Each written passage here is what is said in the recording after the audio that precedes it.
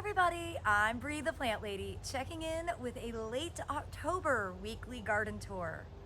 I'm standing out front of the main cottage border, and for dramatic effect, I'm walking away to show you how enormous those castor beans have gotten.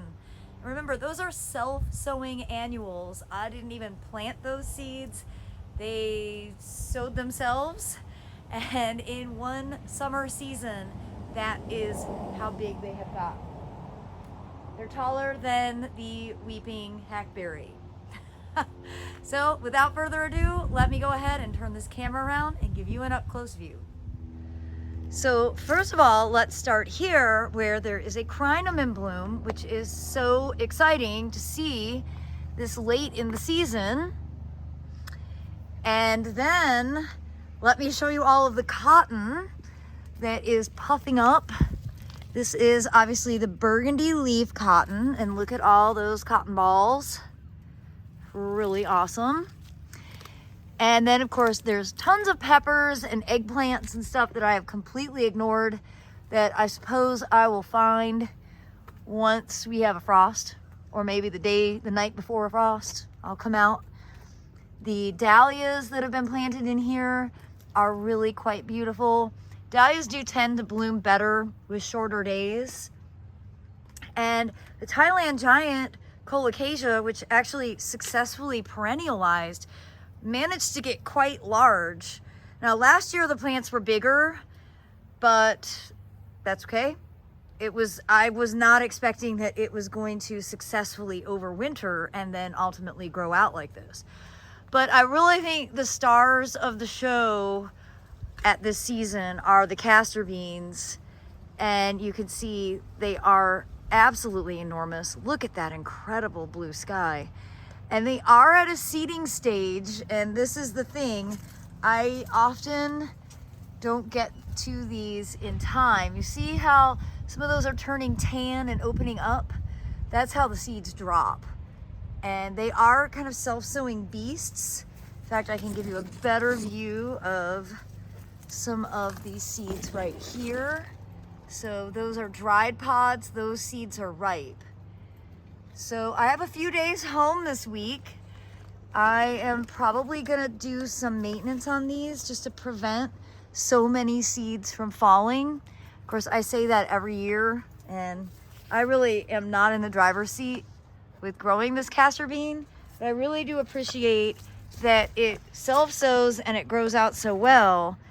I mean, the leaves are so amazing, but look at how huge the trunk is. And remember, these were seeds this spring. These germinated in May, and they have grown that much just in one growing season. And I'll pan out to really give you the full dramatic effect of this front cottage border that has definitely successfully filled in. I'm really quite pleased with how it came out this year. I like the burgundy theme. That was the goal. You know, the white edge here was very successful. And this coleus has really been awesome. This is Wicked Witch from Proven Winners. The Cleome are definitely past their prime, but at this stage, there's no point. We're gonna have frost realistically within the next couple of weeks, so I'm just gonna enjoy this border as is. I'm not gonna preemptively cut anything. You can see more dahlias, which have been perennial. I actually grew these dahlias from seed back in 2020, and they've been perennial ever since. This is year 4.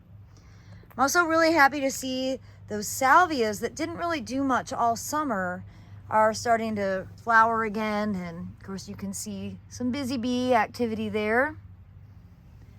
So overall, I'm gonna give this border an A.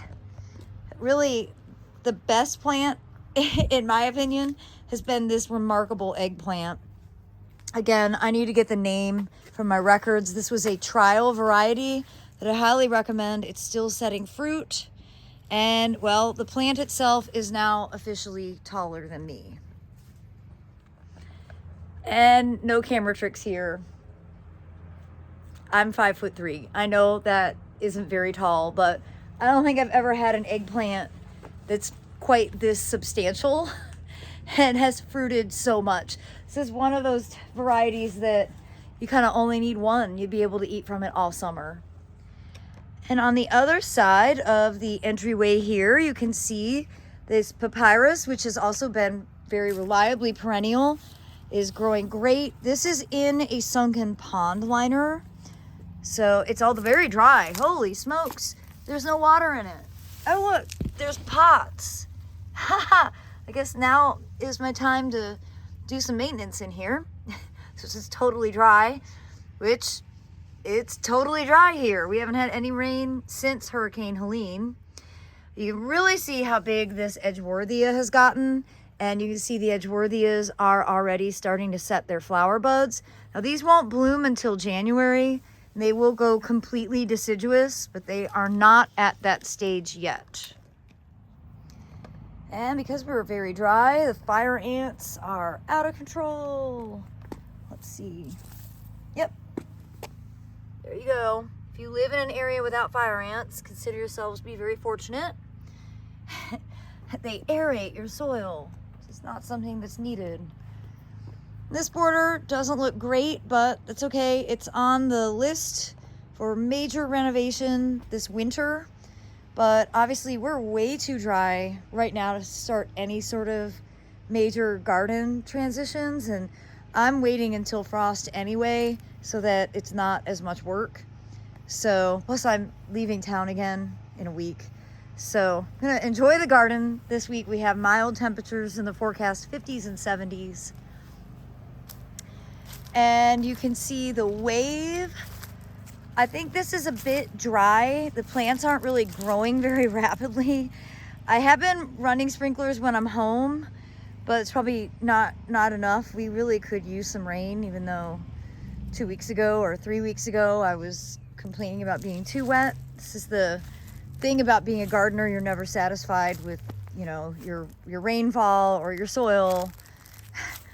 But the goal which I, set out to achieve was to make this a summer cottage border full of cosmos and zinnias.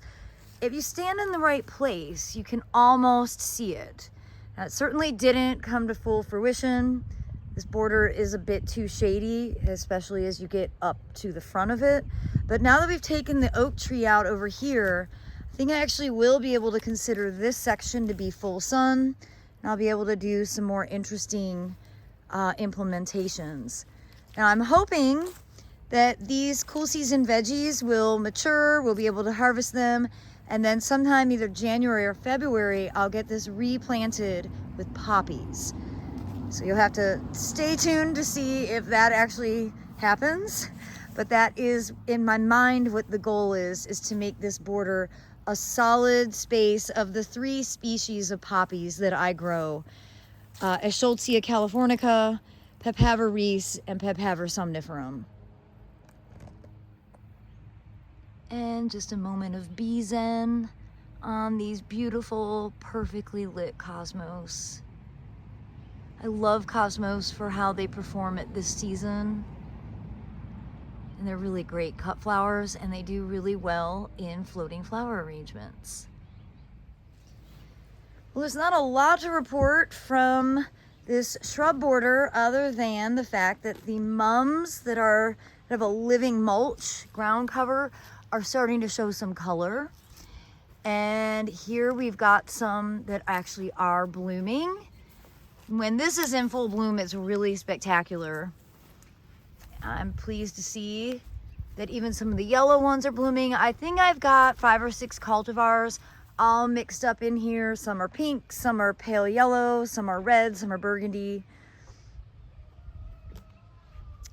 And the pink muhly grass has been really beautiful, though the light isn't going to capture that at this moment. However, when I make my way around this corner, I hope you'll all be impressed with how this native border is looking, because I'm so happy with how it looks, and I've had a lot of neighbors give me compliments, You know, I've really struggled with the design of this space and doubting my plant choices. In this moment, I'm feeling like it's almost like I know what I'm doing.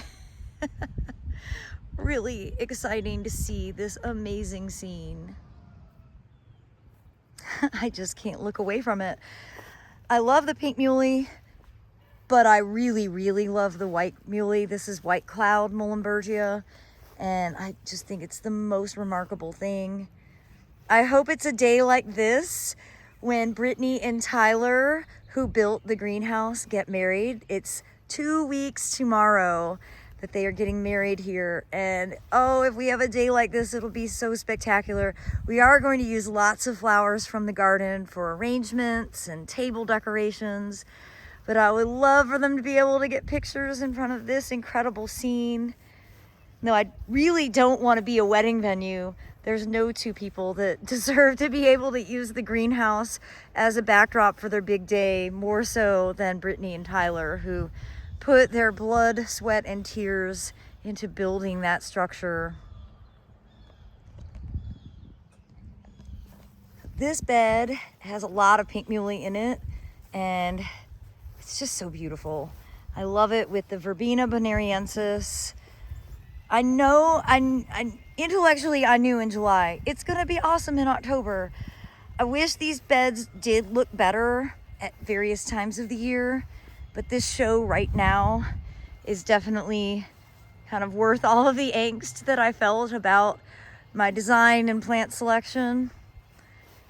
And there's a whole lot of seeds that I should be coming out to collect, and it's on my list for this week. It's tough to do all of this and then travel and be gone for many days at a time. And when I do get home, I'm exhausted because I've been giving presentations nonstop. But this combination with the berried hollies, the seeds of the Vernonia, and then the backdrop of the muley, and of course you can't beat that Carolina blue sky.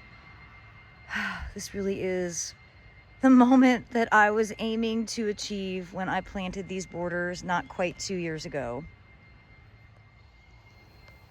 You can really see the white muley is robust and it's very impactful. And what I really appreciate about it is that it holds up really well through the winter. So the pink muley kind of collapses over time, but the white cloud has better structural integrity. And there is Golden Panther sitting over there on Dennis's bench. And coming along here, again, that white cloud, just so outstanding. The Solidagos are finished, but they look beautiful even when they are past their prime. Same thing with the Orangium jacifolium. And you see the Salvia gregii are starting to push out some more blooms. They really appreciate the cooler temperatures. Got nice looking echinaceas blooming. These are probably all just seedlings that have grown for themselves. And I see more peppers that are ready to be harvested. I promise I will make a video about harvesting rice. I've been saying that for almost a month, but this is the week that it will get done. And in addition to that, the concrete is going to be getting poured in just a few days. So it's going to be a lot of really exciting videos to look forward to in the coming days. And over here in the shrub border, the pink and white muley edge looks great. These pots are definitely ready for renovation. That will happen in a couple of weeks when I'm actually home. I still have trips through the middle of November. So I'm just sort of taking it in stride. I enjoy being able to travel and meet everybody, and I'm not going to put unnecessary pressure on myself when it doesn't matter when I get to it. And that's probably good advice for all of you. There's no life or death situation when it comes to getting your gardens replanted for the cool season. Do it on your terms. Make it a fun and enjoyable experience. I can't wait for tomorrow to show you all of the back gardens, but I'm going to film that when there's more sun because the light is fading so quickly at this season. You can see Salvia leucantha is really putting on a show. This is one of my all-time favorite salvias, Mexican sage. And for some reason, it's done really well in this otherwise horrible environment where I can hardly get anything to successfully perennialize. So I know I featured this Stapelia in my container tour, but I wanted to show you again. Those flowers that were open have all faded. However, there's lots more to come. And it is just such a cool plant. Oh my gosh. I'm so impressed with how well it has done this year. And this border here is definitely making my heart sing. I was at the Memphis Botanic Garden earlier this week. They had the best, bold, tropical displays. And I was like, yep, this is exactly what I was aiming for with this border. I got some great ideas from visiting that garden. That's really one of my favorite things when I'm traveling, is to be able to see what other people are doing, take inspiration from it, and then try and plan ahead so that I can implement that for the next growing season. You can see the candy corn kufia in full bloom. The bat face kufia has never stopped blooming. It's been blooming since the day I planted it. And I still have active fire ants here, and they've definitely dehydrated this poor pepper plant, but that's okay. I just need to go ahead and bite the bullet, take all the peppers off, and go ahead and pull those pepper plants out for the year. Well, everybody, I hope this late October garden tour will serve as inspiration for you. I certainly look forward to sharing the back gardens with you tomorrow, so I do hope that you'll tune in. And as always, thanks so much for watching, and happy gardening.